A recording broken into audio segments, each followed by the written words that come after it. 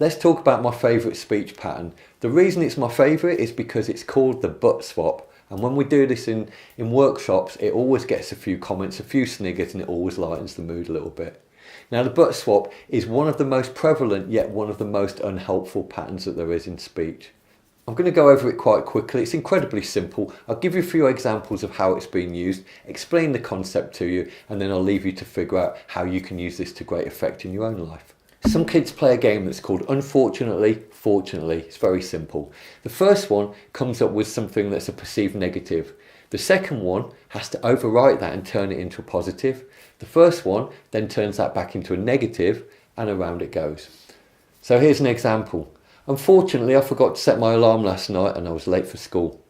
Fortunately, I've never been late for school before. My teacher's very kind, so she was very understanding. Unfortunately, because I was in a rush, I went out without my bag and I didn't take my book with me. Fortunately, one of my friends had a spare book they lent to me, so everything was okay. And it just keeps going on like that. The butt swap is like an adult version of that game, only it's not a game. It's the way that people describe the world around them, either to themselves or to other people. And the way that they describe the world can have a massive effect on the way that they feel. So here's a couple of real life examples that I've heard. How's your back? It's getting a lot better, but it still really hurts. So here's a longer and slightly more subtle version. I split up with my wife a couple of years ago. It was really tough at first. I've started going out more now though. I've started taking up mindfulness as well, and that's really helpful. And I've got a new hobby. I've started playing the piano. But I get really lonely when I'm in the house all by myself. And as he was talking, when he was talking about the mindfulness and the new hobby, he was starting to perk up a little bit, maybe even starting to smile a little bit. But then came the but, and that but was almost like a balloon getting burst. And suddenly, but I feel really lonely when I'm in the house all by myself. And suddenly he was back down to earth again. He was back where he started. Now I knew about this pattern. I'd read about it somewhere. But the first time that I spotted it, the first time I actually noticed it in action, is probably still the most poignant example that I've ever come across. I'm going to exaggerate this lady's body language as I go through this. And she started out saying something like, it's been an absolutely awful 2 years. My son was seriously ill and he nearly died. They saved his life, but it went on far longer than he needed to. They missed the initial diagnosis and he was in a lot of pain for a long time. He was in and out of hospital. We never knew when he was going to be at home or when he was going to be in hospital. And there was all the nights, all the uncertainty of us having to be there with him. And in the end, my husband gave up work so that he could be at the hospital whenever he needed to. It's been an absolutely awful couple of years. And I could just see her going down and down and down and talking herself into this horrible, almost depressive state. So in each of these three examples, the very last thing that the person said was something that's likely to make them feel bad.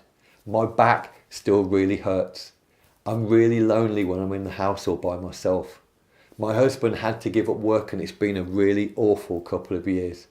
Instead of playing unfortunately, fortunately, what these people are doing is playing fortunately, unfortunately. It's just a habit that people get into, but it's a habit that's likely to leave them feeling bad about themselves. So the pattern looks like this. Positive statements, but negative statements. And the but pops the balloon. It cancels out all of the positives and it overwrites them with a stream of negatives, and that's what leaves the person feeling bad. The antidote is the but swap. Take everything that comes after the but and put it before, and take everything that's before the but and put it after. And what we're left with is this. We're not trying to pretend that the negatives didn't happen, we're just trying to keep things in their proper perspective. So instead of using but to cancel out the positives, we can start to use it to cancel out the negatives. And here's how it could work. How's your back? Well, it still hurts, but it's getting better. And from the second example, it's been 2 years since my wife left me. I'm still really lonely when I'm in the house all by myself, but I've taken up mindfulness and that's helping. I've started going out more and I've taken up a new hobby and it's really helping as well.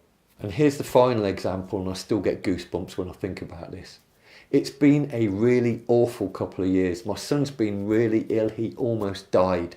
They missed the initial diagnosis, so he was in pain for a lot longer than he needed to be. He was in and out of hospital. We didn't know when he was going to be at home, when he was going to be in hospital. That kind of put our whole life into total turmoil. My husband even had to give up work so he could be with him. But they saved his life. And that just left her with a completely different feeling. In each case, the facts are the same. It's just the way that we choose to think about them that can have a massive effect on the way that we feel.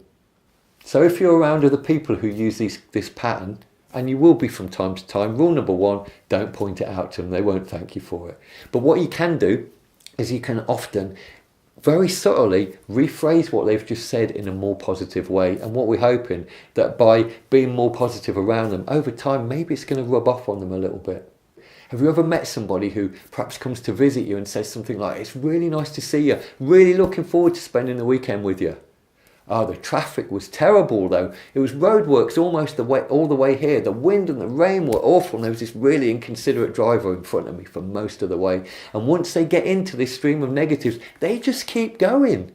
And once they stop talking, it's almost like they leave this negativity hanging in the air. Notice they didn't actually say the word but there. It was implied though, and that's often the case. And once you really start to tune into this pattern, you'll start to notice and you'll start to hear that word but jumping out really strong at you, even if they didn't actually say the word. I like to overwrite those kind of conversations by saying something like, I'm sorry to hear about your journey. I know what you mean when you're driving in the wind and the rain, it's really difficult. And inconsiderate drivers, it can be really frustrating, can't it? But you're here, nice to see you, let's have a great weekend. And you just leave it at that and move on with the conversation. Notice I didn't dismiss what they said or ignore it. I actually repeated it and agreed with it.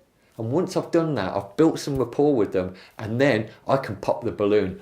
And then I overwrite it with something more uplifting. If we're not feeling great or something upsets us or frustrates us, it's really easy to slip into this but swap way of thinking and talking. All the positive things, but negatives. Fortunately, but unfortunately. So when you catch yourself doing this, all you need to do is just apply the but swap, change the order of the things that you're saying. Say all the negatives, and pop that balloon and overwrite them with the positives. Unfortunately, but fortunately. Just changing this simple habit will change the way that you feel.